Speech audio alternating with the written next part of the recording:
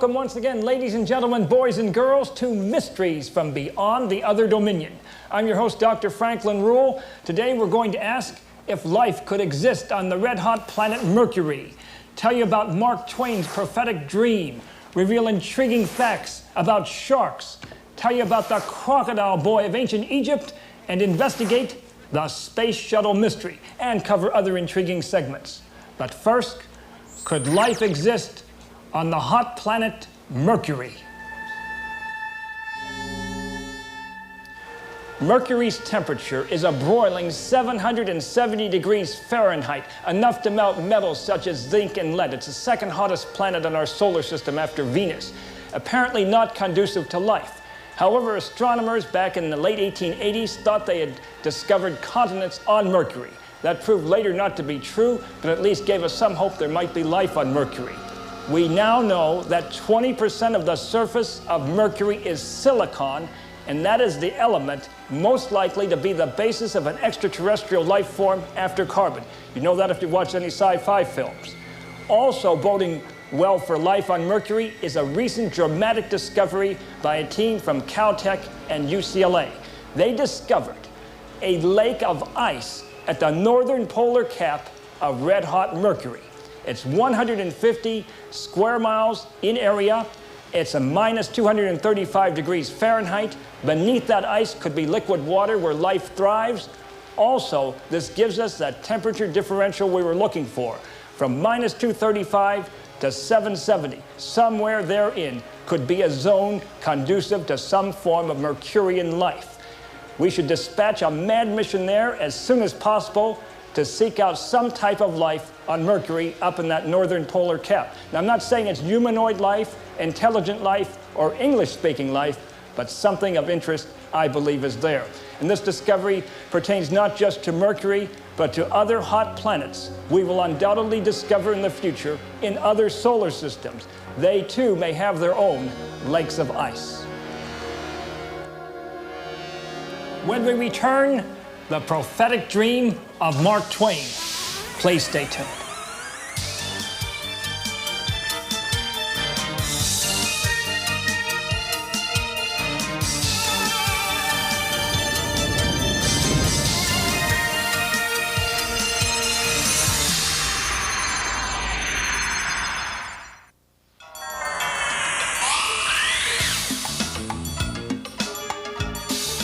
Welcome back. And now for Mark Twain's prophetic dream. Back in the 1850s, when he was in his early 20s, he had a terrible nightmare. He saw his brother dead, laid out in a metal coffin with a white bouquet of flowers on his chest, a red rose in the center. He woke up understandably in a cold sweat, quite upset. But then he realized it was just a dream. He and his brother, Henry, had been working aboard the steamship the Pennsylvania, which was sailing up and down the Mississippi between the ports of New Orleans and St. Louis. But 2 weeks later, Mark Twain was transferred to another ship. And shortly thereafter, the Pennsylvania steamed into Memphis, a boiler exploded, and several men were killed, including his younger brother, Henry. The first element of that nightmare had come true. Then, when he went to the mortuary to pay his final respects, he noticed that Henry was laid out in a metal coffin. Now, that was unusual because in those days, most people were buried in wooden coffins. But the fair ladies of Memphis so adored Henry that they spent the money for that fancy coffin. And the second element of his nightmare had come true. While he was standing there, tears welling up in his eyes, a mysterious woman in black came along and placed a white bouquet on Henry's chest. And of course, in the center of that bouquet was one red rose. The third element of the nightmare had come true.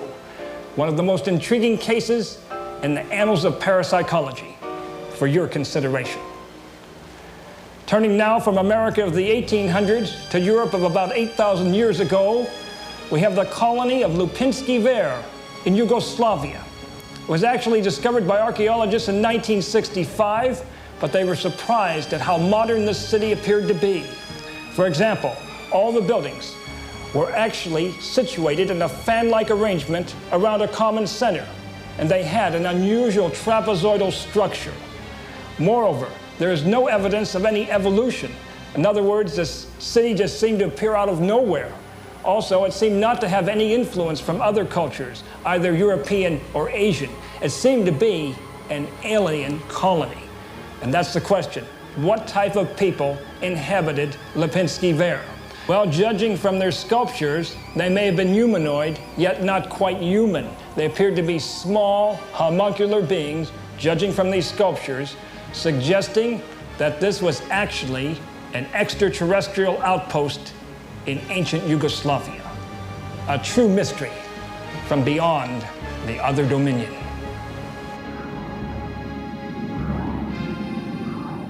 Now, for exciting facts about sharks, as promised. But first, the trivia question of the day for you. Let me extricate it here from its paper prison for you. It's a multiple choice question. Which of the following is the largest shark? A, the tiger shark. B, the whale shark. C, the great white shark. Think about that while we enjoy some of this footage of sharks. Now the answer to that trivia question. Which is the world's largest shark? The answer, B, the whale shark, which attains a length of up to 40 feet. By contrast, the puny great white only reaches 14 feet in length. One myth, most sharks are not man-eaters. Of the 350 known species on Earth today, only about 20% are actually man-eaters. Another myth, sharks, when they're about to attack, do not show their fins in the water. That's movie mythology. Even when a shark is near the surface, you do not see those fins. Intriguingly, sharks are attracted by the color yellow. For some reason, it looks yummy to them. Another intriguing fact, they have excellent sniffers. They can detect blood if there's just one molecule among 100 million other molecules of water. That's how sensitive those sniffers are. Also, great whites are not discriminating hunters. In their tummies, they've found life rafts, tin cans, and even logs. And also, logs have been found with shark teeth embedded in them. You think the great white's a tremendous hunter, a fierce, ferocious predator? No way. He's a cowardly mugger.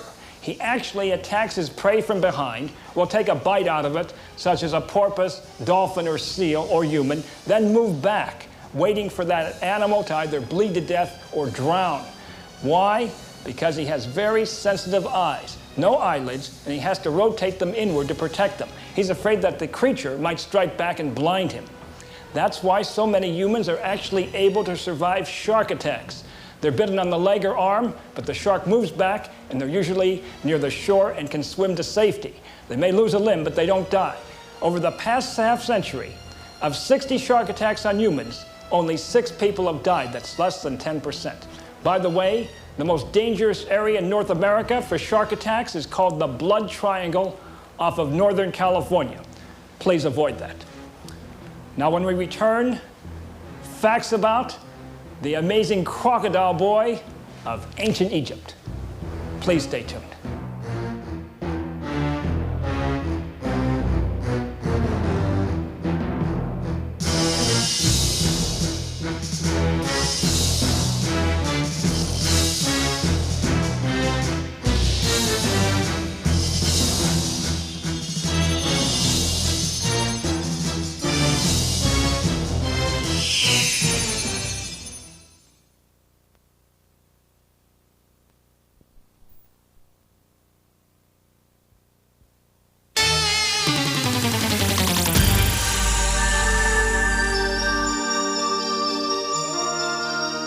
Welcome back.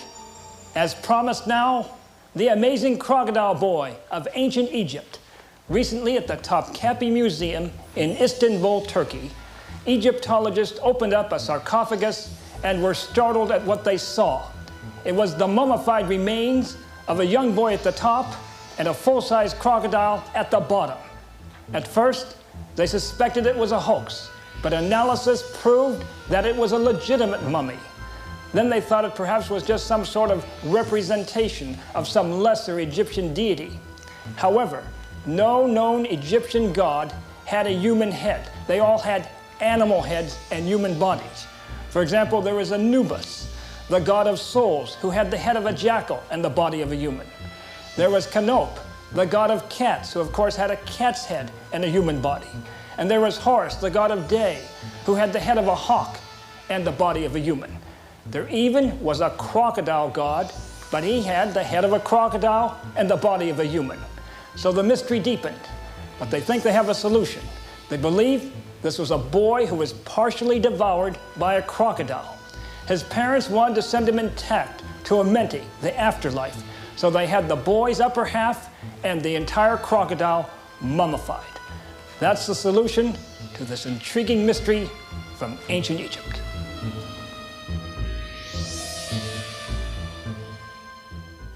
Turning now to colonial America and the curse on Jonathan Buck. This took place in the town of Bucksport, Maine, which Buck had actually founded back in the 1700s. He was a cruel man. He was a Puritan and could not tolerate any other religion, especially witchcraft. One young woman was brought before him accused of being a witch. He first sentenced her to prison and then condemned her to death. Before her death, she invoked a curse. She said that when he died, her footprint would appear on his gravestone for all time to come, for all future generations to know that this cruel man unfairly condemned a young woman to death. Now, Jonathan Buck died in the year 1795. He was placed in the family cemetery. Atop his grave was set a huge granite pedestal. Within 1 month of its placement, a human foot began to appear. In time, there was the foot and the calf, apparently a normal-sized foot and calf of a woman. The caretaker of the cemetery tried to rub it out, but that only made it more pronounced. Today, tourists flock to the town of Bucksport to see what is called the foot on Buck's grave. How might such a curse be invoked? Let's take a look at this. My oldest son is lying dead, and the witch mocks me. Thou art a sorcerer and a witch. Thou shalt be bound to a wooden stake with leather thongs and burned. No! Take her! Take her! Take him from me! And now you kill me! Take her away! As much as I loved him, that's how much I hate you! If it's true! If I do possess the power you say, I curse you! And I curse all that follow you and bear your name!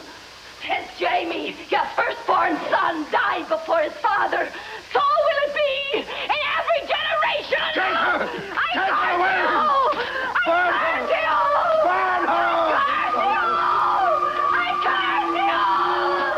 I curse you! I curse you! I curse you! I curse you! I curse you! I curse you! That's what I call a curse. On a lighter note, we sent our intrepid reporter Dennis up to Mendocino, California to investigate a real-life pygmy forest. Take it away, Dennis! I'm standing here in the Pygmy Forest in Little River, California. Look at the size of these trees. Some of these trees would grow to over 100 feet tall in a normal forest, but because the soil here is so void of nutrients, this is about as tall as they get. These trees may look like young saplings, but they could be as much as 30 years old. Another problem here is the soil is so hard that the tree's little tiny roots can't penetrate deep enough so they can grow big and strong. Oops, step over this tree here. Back to you, Dr. Rule. Another excellent report. Thank you, Dennis. But there were no bonsai trees in that forest because it was a natural forest, and bonsai plants are actually created biological specimens. So we sent a team over to cover a bonsai nursery just for you.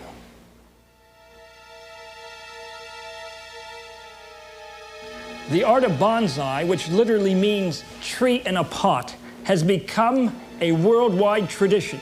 And although no one is sure when the practice of bonsai began, there's evidence that the technique originated in China.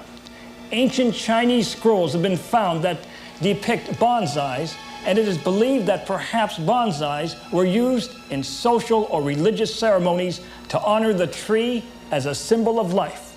The first bonsais, however, were not man-made. They occurred naturally.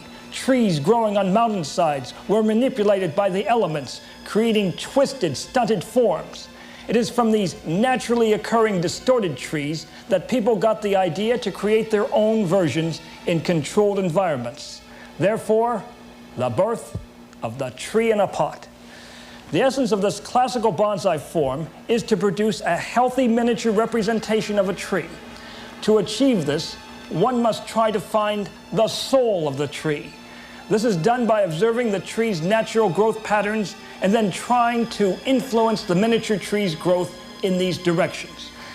While Chinese in origin, it was actually the Japanese who 150 years ago started to develop the bonsai practice into the sophisticated forms we use today. We now see many different styles of bonsai, ranging from those trying to retain the classical, more natural form, to those abstract forms which completely distort the normal growth patterns of the trees. Irrespective of what form the bonsais take, they're all beautiful representations of the symbol of life, the tree. Coming up next, the Space Shuttle Mystery. Stay tuned. Don't go away.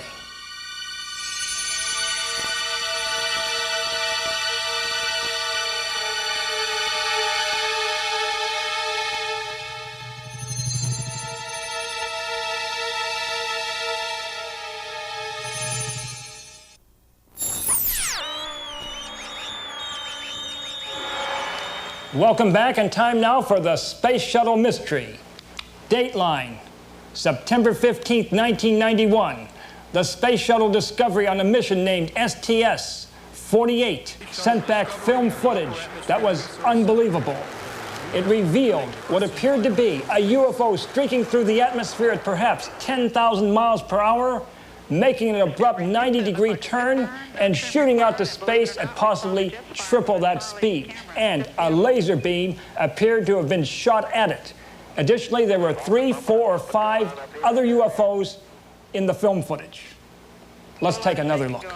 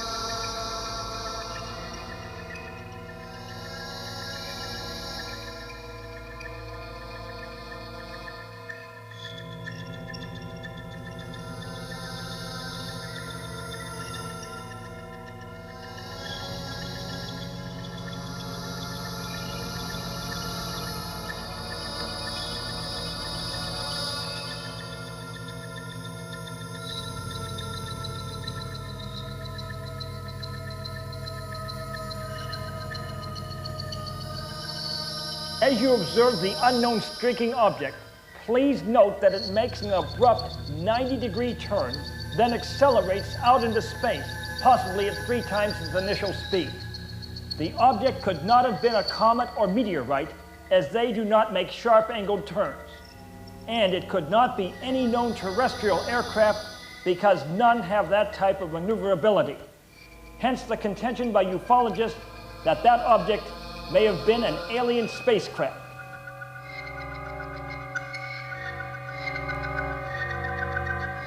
NASA claims those apparent UFOs are nothing but ice crystals.